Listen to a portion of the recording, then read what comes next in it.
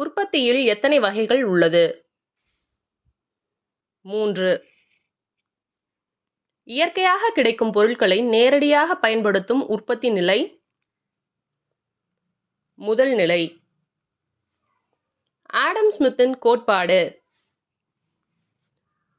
செல்வ இலக்கணம். ஒருவருக்கு விதிக்கப்பட்ட வரிச்சுமை மற்றொருவர் மீது மாற்ற இயலும் முறை. மறைமுக வரி.